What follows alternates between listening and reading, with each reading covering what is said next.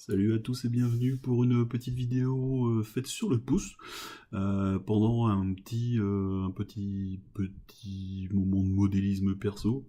J'ai enregistré donc cette petite vidéo sur les Clipping Death. Excusez-moi, hein, fan de Metallica, sur les Creeping Vines de Games Workshop, c'est-à-dire des vignes grimpantes.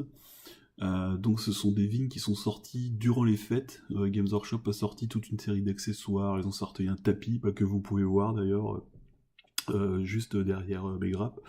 Ils ont sorti des poignées supports pour leur socle, ils ont sorti plein de petites choses.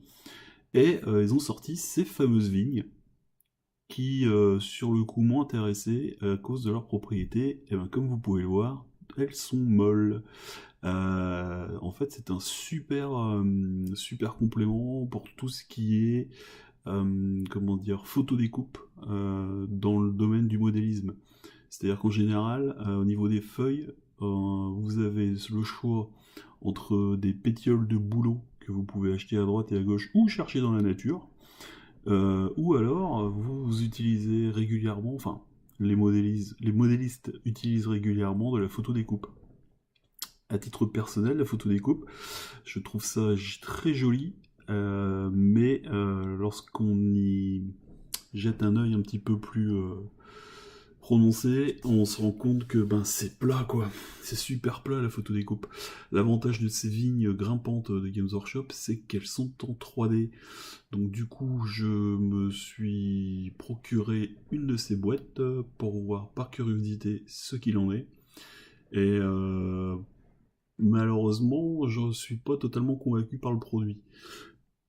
Alors, comme vous pouvez le voir, c'est très facile à découper, c'est complètement mou, c'est désarticulé, on en fait ce qu'on veut, on peut juste découper des branches, on peut découper des feuilles, on peut vraiment en faire tout et n'importe quoi. C'est super souple, ça ne casse pas du tout, quoi. Vous pouvez vraiment l'enrouler autour d'un arbre, autour de votre doigt ou autre chose, ce que vous avez envie pour faire beau, et c'est assez sympa. Par contre, petit souci qui me saute directement aux yeux, c'est que c'est des vignes de bâtards, quoi. C'est des vignes de gros bourrins, c'est-à-dire que regardez, je prends un stand de caisse qui est déjà, en termes de figurines, 32 mm, c'est déjà du lourd. C'est énorme, c'est vraiment de la grosse vigne. Alors, c'est à la fois un inconvénient et un avantage.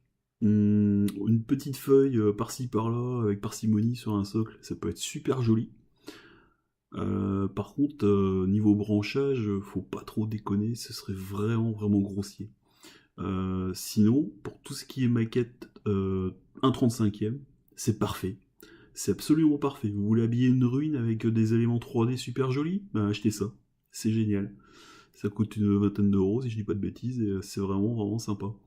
La photo découpe, ça coûte aussi cher. Donc allez-y. Donc j'ai sous-couché cette vigne d'essai que j'ai fait sur le pouce vraiment à l'arrache pour tester le produit. Je l'ai sous-couché avec de la peinture blanche Valero spécial aérographe, donc rien de particulier.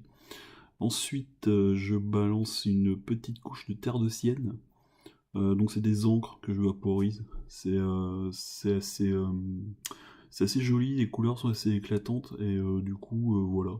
C'est des encres Liquitex, mais vous trouvez l'équivalent dans à peu près toutes les gammes de peinture. Donc voilà, du terre de sienne. J'essaie de faire de couvrir un maximum en fait. Comme vous pouvez le voir, le tapis derrière il prend cher, mais en fait ce petit tapis Games Workshop il sert à rien.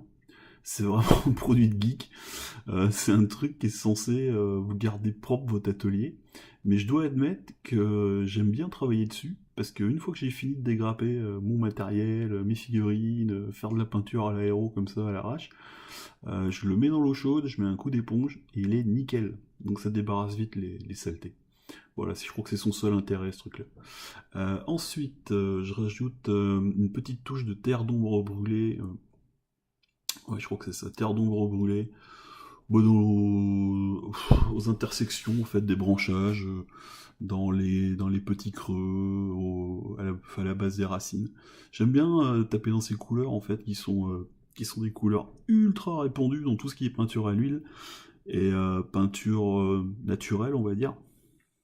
Ouais, peinture naturelle. C'est un grand mot hein, pour des vignes absolument énormes, qui est à moitié chaotique, mais bon, on va dire que c'est ça. Et en fait, là, l'idée, c'est de faire une peinture très rapide, avec juste vraiment de quoi agrémenter un décor. Voilà. Hop. Donc, comme vous le voyez, hein, j'ai juste mis deux couleurs. Ensuite, je prends de l'encre du Wash Games Workshop orange, dont j'ai oublié le nom parce que leurs noms sont imprononçables. Et j'ai plus la tête, j'ai plus assez de mémoire pour conserver en tête tous leurs couleurs, n'importe nawak là. Donc bref, c'est du wesh orange. Je vais en mettre sur tout le feuillage. Et ça va donner une petite teinte automnale en fait, en tapant dans des couleurs qui restent, qui restent dans les tons boisés. Voilà. Donc là c'est pas très passionnant, hein, comme vous le voyez, le wash c'est magique. Youpi. Oh là là là là. En plus c'est tout trouble. Bon bref, on s'en fout. Voilà. Donc c'est pas mal, c'est vraiment fait pour du décor. Donc moi mon credo c'est que les décors ne doivent jamais, bon c'est peut-être pas le meilleur des credos, mais ne doivent jamais être supérieurs en termes de peinture à une figurine. Surtout en ce qui concerne les armées. Ce serait con d'avoir une armée peinte, juste peinte pour le tabletop, dans un super magnifique décor, et l'armée paraîtrait ridicule. Donc je fais en général des décors assez simples, mais voilà, colorés, avec juste des petites touches d'ombre, par-ci par-là, avec parcimonie. Ça permet de mettre en valeur les armées, mes armées et celles de mes adversaires. Donc c'est plutôt un bon plan, et surtout c'est un bon plan niveau temps, temps peinture. Parce qu'il faut pas déconner, j'ai horreur de passer des soirées, des journées entières à peindre du décor. Alors, voilà, j'ai bavé comme un goret, mais bon, c'est pas grave, c'est franchement minime, ça sèche très rapidement. Les vignes en fait ont une sculpture assez sympa, c'est pas non plus glorieux, c'est pas à se rouler par terre. En plus, ça se ressemble toutes, puisqu'en fait, dans la boîte, il y a trois grappes avec trois vignes. Mais alors, les trois vignes, elles sont presque identiques, quoi. Elles se ressemblent vraiment beaucoup. Donc, certes, ça fait trois modèles différents, donc ça vous fait 12 vignes, si je dis pas de bêtises. Mais bon.